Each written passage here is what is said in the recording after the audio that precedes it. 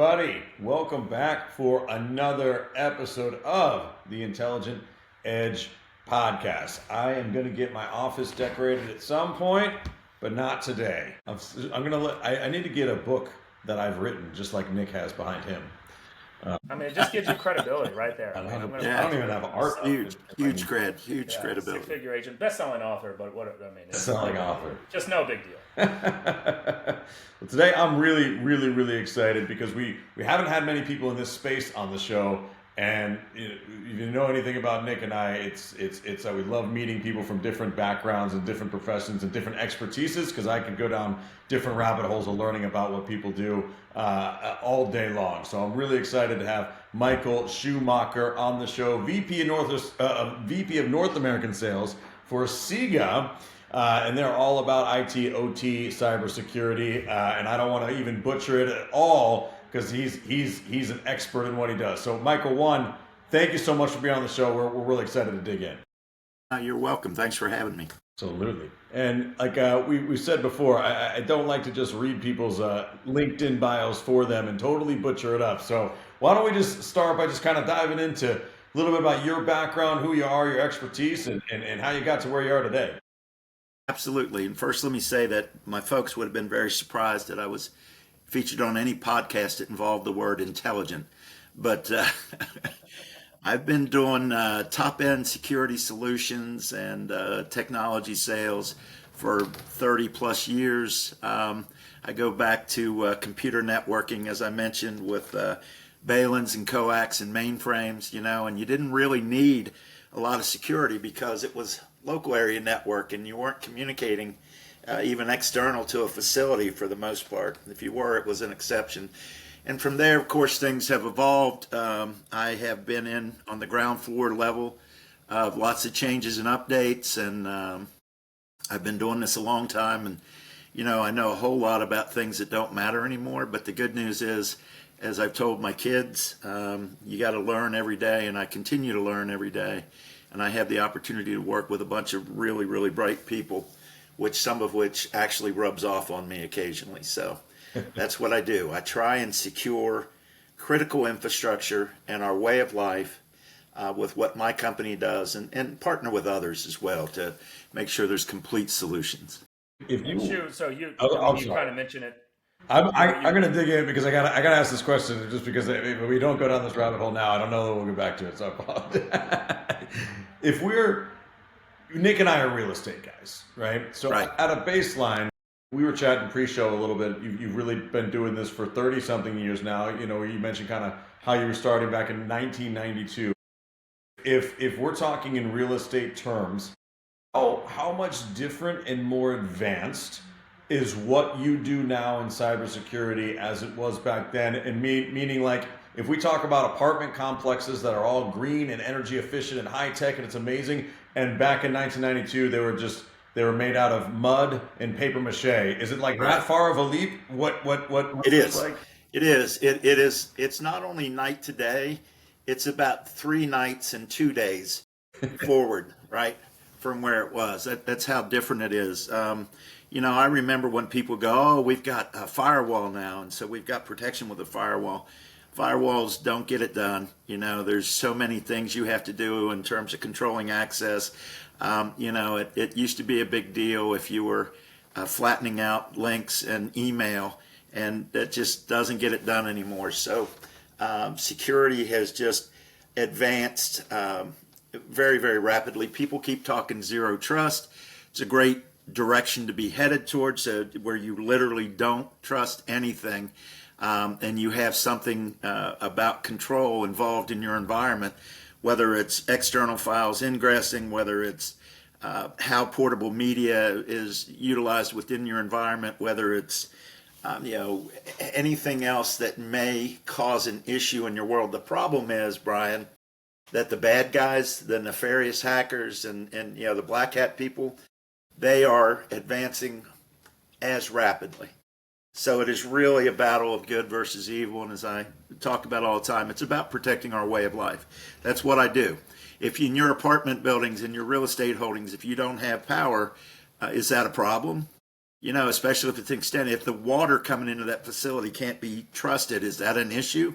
Yeah, right. If you have generators and diesel generators for backup and so on, what kind of controls do you have on them? What are you doing for security within the premises and so on? And all of those things are attack surfaces and are things that even in your world, building management system, you need to keep in mind that you have to have a certain level of protection on those systems or you're exposed.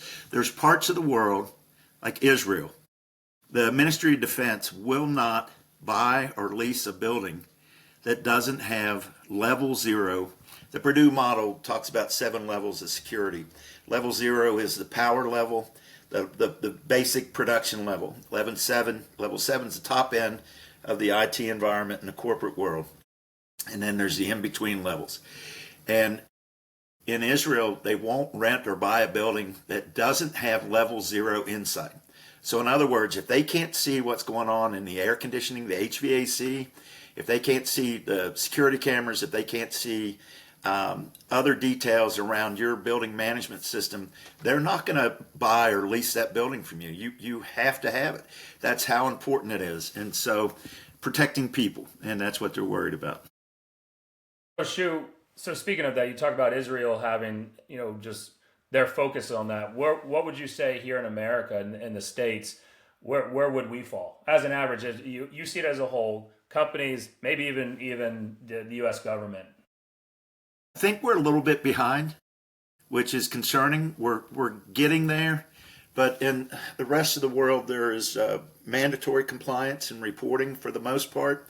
If there is an OT incursion, operational technology incursion in security, the tendency has been in the U.S. to not report, to remedy, try and prepare for it if it were to happen again and just to move on, because they don't want people knowing what almost happened. And now there are things with Siga, which is a regulatory compliance around critical infrastructure, that are beginning to make it mandatory that if you have any possible event, you're obligated to report what happened. They're talking 72-hour reporting for that, which doesn't exist mandatory right now. Ransomware in a production environment will be 24-hour reporting. It looks like all that's going to happen this year. We've been very, very focused on levels 1 through 4 in the Purdue model, but they need to go beyond that to get to zero trust. And so, again, if I were to use Israel as an example, and there's a good reason I do that, as you can understand, they're hyper-focused on security. What we do at airports, they were doing 20 years ago, or longer. They predated us by 20 years. It goes back into the 80s. We started doing it after 9/11, right? And so they had a airplane hijacked and taken somewhere, and if you remember the movie Raid on Entebbe, they had a successful mission to go and recover those people who were taken as hostages. They lost one person. Interestingly enough, it was the current Prime Minister of Israel's brother. It was the only person who died on that mission, Benjamin Netanyahu's brother. But because of that, they had started a long time ago with scanning everything and sending people through metal detectors and what was, whatever existed in the 80s.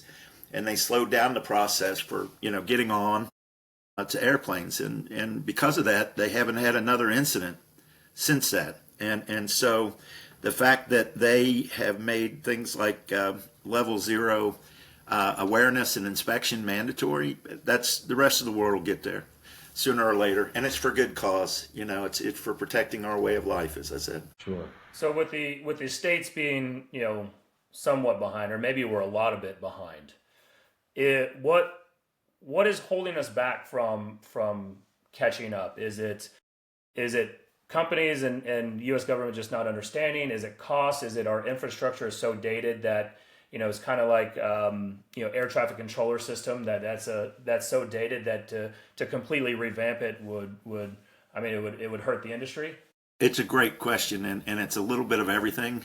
And right now, I think it's about cost and desire more than anything else. Some of it is the aging infrastructure. Some of it is because it's brownfield stuff, and it's expense on paid for infrastructure to make it more secure that they would rather not spend. So that IT and OT budget isn't necessarily growing, may even be shrinking, and the attack surfaces continue to grow and the attack vectors continue to grow. And so what I see all the time is tough decisions being made on budget about where and how things are protected. There's a very real desire, and there's a lot of conversation about approaching zero trust, and not as much investment in the public sector as there should be in terms of getting it done. So I think it's budget and desire. When it becomes regulated, when it's part of meeting compliance, everybody will be doing it. But and they're catching up. They're doing what they can. But I think one side got ahead of the other. The bad guys got ahead of the good guys. The reality is this: there was a study done by the MOD, the Ministry of Defense in Israel, where they attempted to hack into operational technology environments, ethical hacking, and essentially 3 out of 4 times they were successful. So if somebody's targeting you, and it's a government-sponsored actor, it's somebody with budget and financial wherewithal and time, where things are for you right now is, the question is not if, but when it's going to happen and how able you are to respond. So when we talk about the you brought up a lot of really good points there. The lack of understanding, maybe in some respects, lack of desire to invest in costs and things like this. I've had this question in the back of my mind before we started the show, and I think it really just clicked for me. We keep talking about the bad guys, and I was going to ask, how do the bad guys stay ahead? Because in my mind, it's just simple arithmetic. We're the richest government in the world. We should be able to throw more firepower at these things and destroy the bad guys. But I was thinking about the bad guys as being like this small group of people in, black hoodies in some apartment somewhere. But it's not. This is a Right. form of warfare. The bad guys are Yep. other countries. Yep. They're state-sponsored actors. And so I guess my question becomes, where do you think the disconnect is at the public level? Like, we invest so much money in our military every year because we understand that security of our country and our way of life is fundamental to what we stand for. I guess maybe that just hasn't translated to digital warfare, which is essentially what we're talking about. If we felt like we didn't have the strongest military in the world, I think that every American would be okay with us investing some money to shore that up, right? It just doesn't seem that it's clicked on the digital side. Yeah, and I think that there is very much an effort trying to catch up, but you're right. So, like, I used to do a lot of work and still have a lot of friends in the nuclear power industry. And they were very, very cognizant of, the need for security and high end. There was actually a virus that was intercepted prior to it happening, but would have taken control of certain control systems within a nuclear environment, and the intent was to send it in on portable media on a USB drive, right? So nuclear power plants, before lots of others, went to a methodology called air gap. Now, I talk about air gap being a policy and not a solution. So essentially what air gap did was you took a portion of your facility and you literally locked it up inside an air gap, in theory airtight. There was no access to the outside world from within that air gap. And so anybody coming in to update a pump, to update any sort of SCADA production platform or an integrated control system, ICS platform, they came to your guard and they came with a USB, and the guard signed them in, and they walked in and they went to an engineering workstation and they uploaded their update. Well, that's great. 80% of what happens in hacking now is still driven by social engineering. So somebody knows that you're working for a large manufacturer of ICS platform for nuclear power plants. They happen to sit down next to you at a bar, start talking to you. All the things that are done, those things happen, right? they get a hold of your USB quickly. Go to the men's room, they go in your briefcase, whatever, and then they load some nefarious software on it.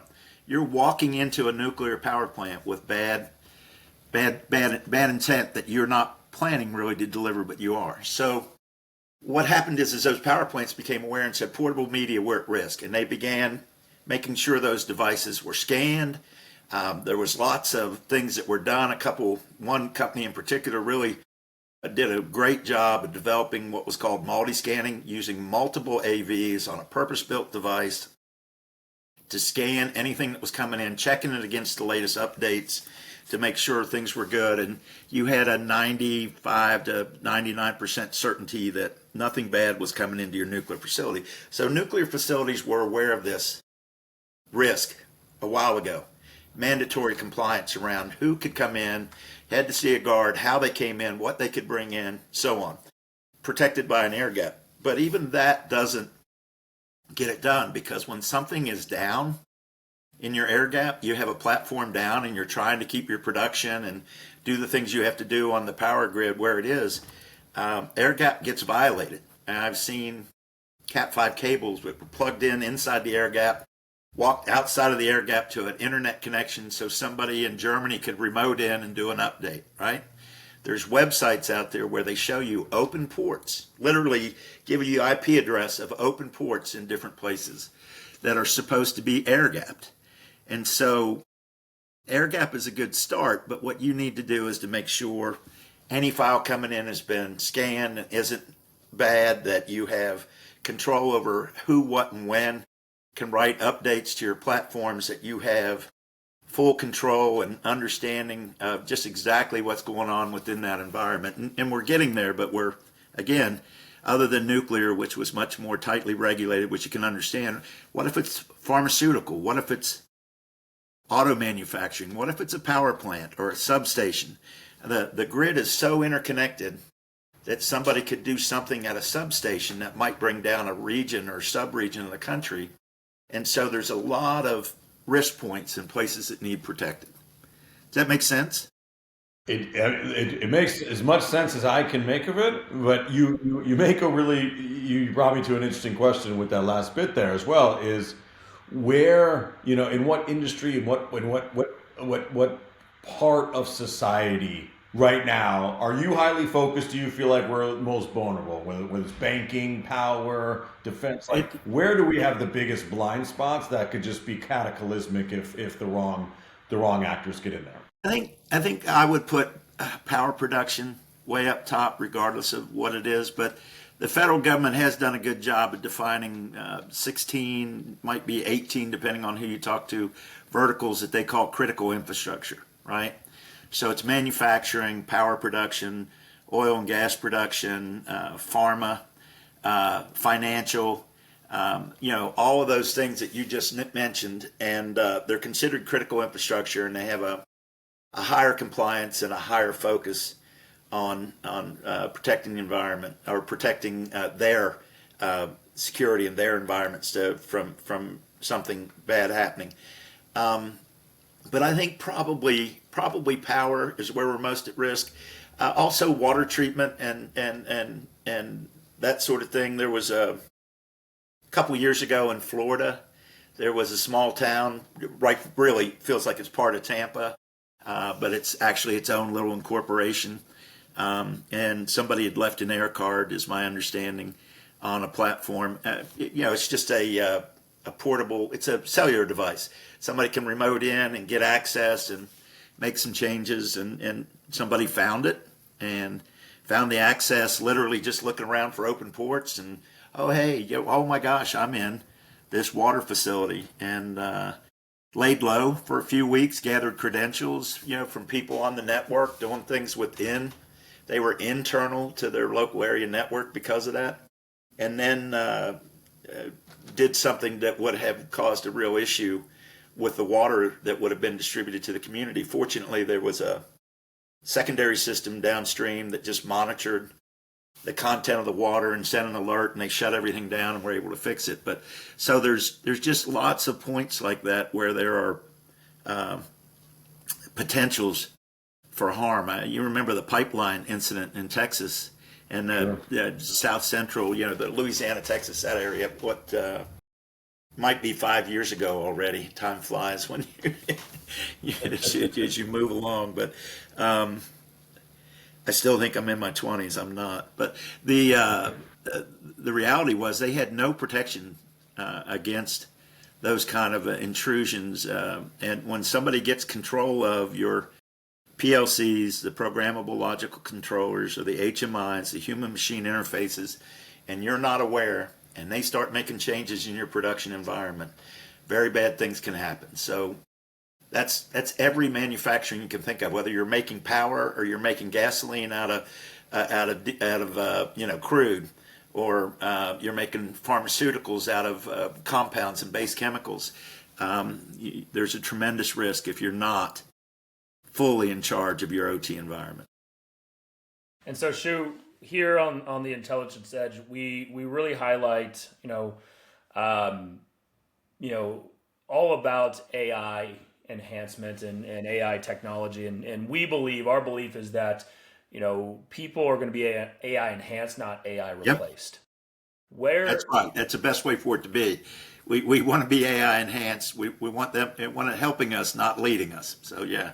And I think it's up to us to be enhanced and not replaced. The civilization that will come and learn how to use it properly and not let it control or run our day to day. Those are the ones that won't be replaced. But where do you kind of see in throughout your career, what you're doing now? Where do you see AI and machine learning has had the most impact on kind of OT and cybersecurity and currently, and where do you believe it's going over the next few years? Sure. And so the groundwork's been laid to utilize AI better and machine learning. And by the groundwork, I mean, I mentioned I'm very focused on operational technology. And 15 years ago, putting a firewall up where for the data entering into your OT environment was, state of the art. And those became set and forget, and lots of issues happened, and nobody updated and made changes, and all of a sudden you were at risk.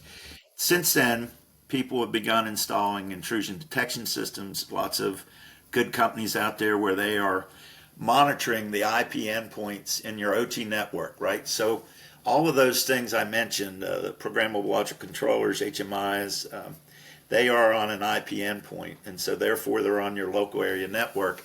And so it's a good idea to know everything that you have and who's talking to it and what protocols being used and so on. It was unbelievable because in the last 3 years I've been out with a guy walking around with a spreadsheet in a big production facility where he was looking on his spreadsheet to see when was the last update was done to that device, who's the manufacturer, what protocols being used, that sort of thing, right? So what they started doing was putting devices on that monitored all those IP endpoints and putting them into a database so you could look and see what was happening and who was talking to what within your production environment. That lends itself quite readily to AI, trying to maximize performance and optimize repair schedules and predictive maintenance, right? That's one of the great places AI is being utilized right now is predictive maintenance.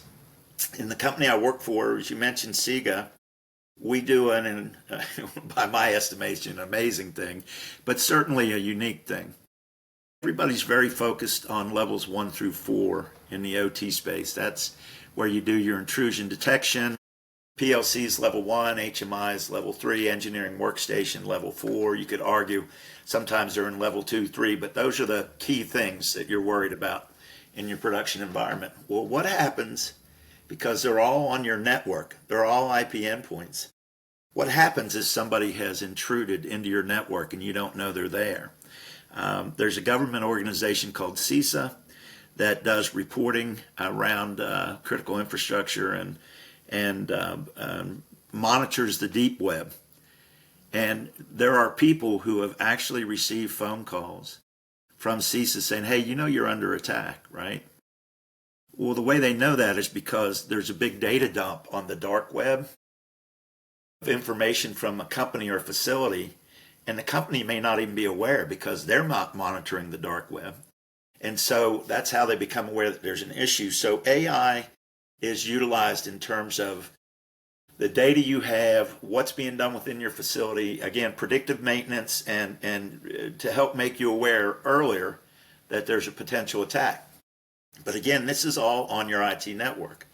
So what we do that takes you to zero trust, that everybody should be doing here, which I mentioned is mandatory in Israel and Singapore and other places, is they also need to be monitoring level 0. So level 0, as I mentioned, is the production level. It is literally the IOs, input, output. So think of an on-off switch. When you have a valve that opens or closes, when you have something that's going to heat a vessel or in your production process, that's an on-off kind of thing. And those aren't on your IP network. So you're getting your reporting back from IP, you're using your AI and your predictive maintenance to know what you got to do, where and when, if you have something that's ready to go into risk. But if somebody gets into your network and gets control of an HMI or PLC through an HMI, and they're doing data spoofing, you guys remember Stuxnet, right? Oh, yeah. Everybody talked about it. It's been 15 or 20 years ago. It happened. That's what it was. Their monitoring equipment was telling them everything was fine, right? But meanwhile, those, not autoclaves, but when you spin something out, I've gone brain dead here for the word, they were spinning out of control and they burned them up. And it knocked the production of enriched uranium back because they lost their centrifuges. Thank you. There it is. Just a little late. And it cost them a lot. So we monitor level 0. And if you're getting data spoofed in levels 1 through 4, if your HMI is telling you everything's fine, but it's not, we're telling you using machine learning and AI that your operating environment at level 0 is not in steady state. So for me, this is a best utilization of AI. We go out and we passively monitor the power at these key endpoints within your production facility. And we use machine learning and a number of weeks of monitoring those key endpoints. And we develop what steady state looks like. Using AI and machine learning, we can tell you this is how your facility looks when everything is running exactly as it should be. And guess what? It's not on your network. So it can't be hacked that way. Now, somebody could walk into a facility if you allowed them to and splice in something on a power pair. And incredibly difficult. Real access, real time. Maybe Jack could do it on 24, but, the rest of us in the real world can't do it. And so what it does is for you, you're running your facility. You're doing all the right things you should do in those other zones, and you're not tapping the valve to see that the needle's stuck. You're doing all the other things you should do, but somebody has gained control within your network, a government actor with money and time and smarts, and they're about ready to do millions of dollars in damage to you, to your reputation, to your production environment. Now they start the attack and your HMI is telling you things are fine and all your reporting is telling you things are fine. We're going to tell you, hey, no, things aren't fine. Something really odd is happening here. Maybe an operator set a value out there at this IO. Maybe you have something about to fail because of what's going on. But more likely, it's an attack, and you need to look right here, and you need to look right away because you've got to mitigate the damage, and you've got to stop what's going on here. And so that gives you full control. So we're using AI to say, here's what steady state looks like. We're using the information you're getting from those other zones that are telling you what they see and read. We're comparing that to level 0, which is essentially unhackable. People would argue again, like I said, that somebody could walk out and splice in something. Yeah, take a lot of doing, but it's not on your IP network. So anybody hacks your network isn't going to be able to hack level 0. And we're telling you, this is what you're getting here, levels 1 through 4, but level 0 is telling you got a real problem because we know what steady state looks like. So that lets you do several things. First of all, if you get ransomware and somebody takes control of your OT environment, you don't have any real view or insight of what's happening operationally in levels 1 through 4. So what do, Brian? Do you shut it down? You know, you're the CISO and you're going to risk millions of dollars in production, and it's an oil rig and it takes 6 days to bring it back online. You know, what are your choices? Well, if you've got level 0 and you're using machine learning and AI to understand what steady state looks like, they may have gained control of your data, but they don't have control of the actual operational environment. And you can make the decision to continue operating. You can say, look, we're in steady state. We see it right here. We see it in our SOC, in our Security Operations Center. And so we're going to continue to operate until such a time as we can recover our data using our backups or whatever. So it's a really kind of a cool thing, Nick. Again, AI right now, principally predictive maintenance, AI looking at anomalies, but also AI saying, here's what your facility looks like when it's operating steady state, and here's what you need to be aware of if something changes. So you've obviously seen the industry develop. I mean, like you said, three nights in 2 days. At the risk of taking us all down an existential rabbit hole, do you see a future, Shu, in which AI is essentially playing both sides of the game itself? And what I mean by that is OT has a physical nature to it as well, actual device security and the environment in which it's used. But is there a future 15 years from now where the bad guys are simply just LLMs and AI models built by the bad guys continuing to learn how to try and defeat AI models built by the good guys who are continuing to learn off of synthetic data? And it's almost like humans are in some ways observing rather than being the primary players on the board. Does that make sense? Am I asking that in any way? Yeah, no, that's a great question. And we all know what happened with Skynet, right? It's seeming less far-fetched every day. Yeah, no, it definitely is. And I really do see, I mean, there are already people doing AI agents, right?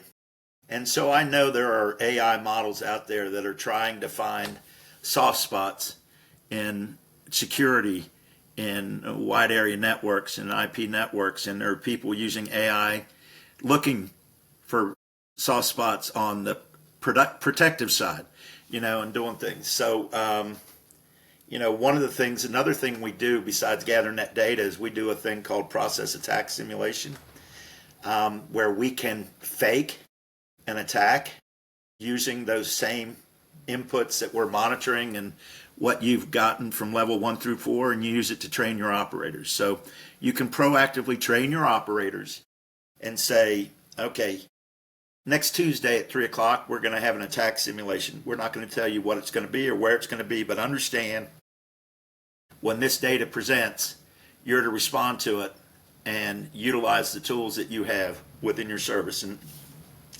this has AI within it too, you know. And so we can fake attack simulations. We can present to your operators what MITRE tells you is the most likely attack points, why it's being attacked, and how to mitigate it. So yeah, I think in the future you're going to have people using AI on both sides. Stephen Hawking was afraid of two things, as you may recall, and he was a pretty bright guy, as I recall.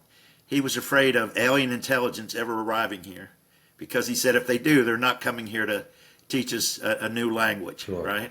They're coming here to take control. And the other thing was AI becoming sentient. And he said, you know, they simply won't need us anymore. So to your point, Nick, AI should only ever be a helper. Yes, we want to perfect it as best we can. Yes, we want to keep our personal biases out of it, which has been a problem with the current models, right? They tend to end up biased, like the people writing the code, whatever their bias is. Right. But yeah, I do see a future where the bad guys are using AI too. And so again, that's why you have to have really a full control. You have to monitor those IP endpoints. You have to control who has access and when they have access. There's even software out there that will control down to the command line what somebody can change remotely. So despite all that probing and those other things, if you're doing zero trust, if you're monitoring what's happening down at the IO level and you're comparing to what you're monitoring, in levels 1 through 4, and your operators are trained, regardless of how smart that AI is, you should be able to react soon enough to mitigate damage and harm to an extent that your company and your country aren't at risk. Does that make sense? Does that give you hope? Well, that's what I was gonna. That's where I was gonna probe you to end up. Is that makes perfect sense. You work on the enterprise level in OT and in trying to create secure environments.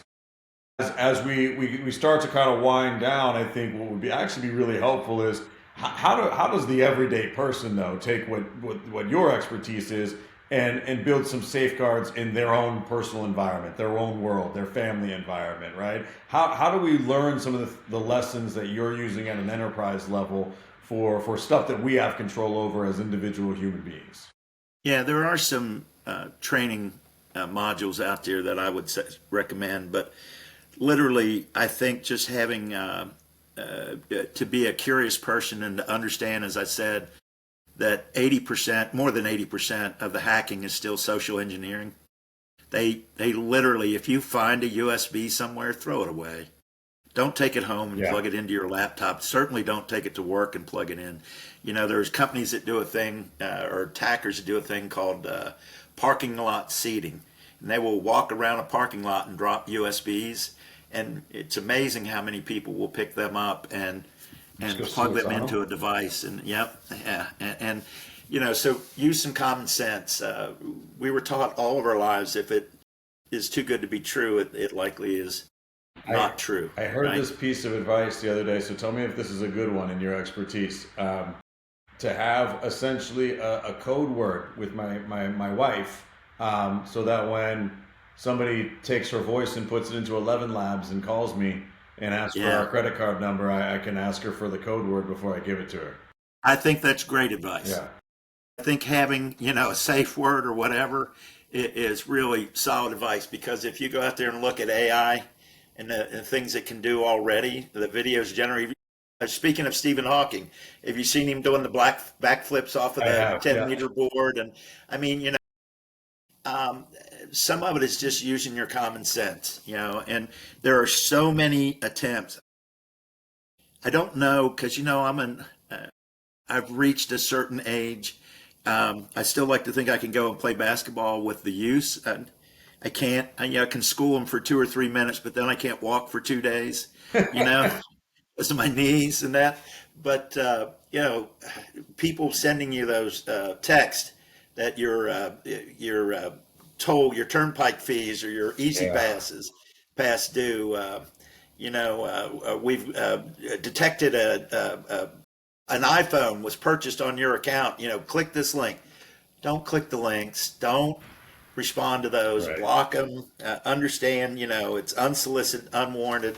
The banks are getting smarter and so on. But yeah, I think with AI, you could take this recording right now and you could have me saying all kinds of things, most of which people would believe, because sometimes I get a little radical. Yeah, I can see Shu saying that, but yeah, it's going to be interesting. Yeah.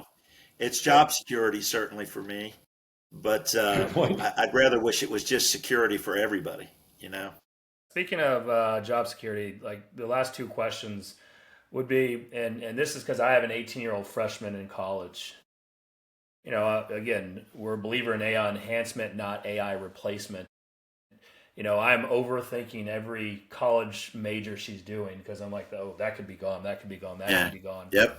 And I know you mentioned you had children. What would you, as a mentor and with your expertise of being so long in this industry, what should the youth be focusing their learning and working on so that they don't get replaced because of AI and technology? I would say that it's still as important as anything to be able to communicate and to understand the written and spoken word, where you're able to do it on your own. And yeah, you can be assisted. It's funny, my youngest is 25, and he does sales development work.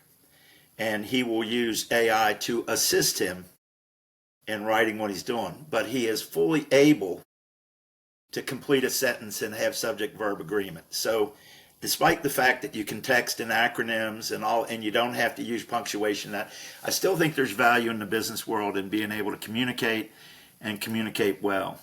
The second thing I would say for everybody, it's just a good way to be, is, and we chatted about it earlier, again, not on this call, but when we chatted, is to bring value, right? So people will see that even if you're interviewing at a college, and you can genuinely talk about the fact that you try and leave everything better than you found it. If that's true, then you're in a good place. I always hire people, we'll say of a certain ilk, regardless of race, nationality, creed. It doesn't matter. But when I feel the click of good person, wants to do the right thing, likely will work hard, when I hear him talk about family and motivation and the things that matter to them, even if it's money, because you can make money a motivator, but they need to have those other things too. It's good. I would say common decency, mastery of the language, and a positive outlook on everything you walk into will take them a long, long way. And so when your daughter interviews for that role, they're going to see who she is, and they're going to understand that, we probably want her to be part of this class. She's going to bring some interesting things to bear here when she enrolls. Is that fair enough, or is that too general for you? No, that's perfect. And we believe, I'm speaking for Brian, but I would say that we believe in the same thing. And then I would add the power of networking, which is why we do this podcast. Yeah. Right. And I think that the youth has gotten away from the power of networking. They hide behind Snapchat, or they'll sit in their room thinking they're connecting just, by their thumbs.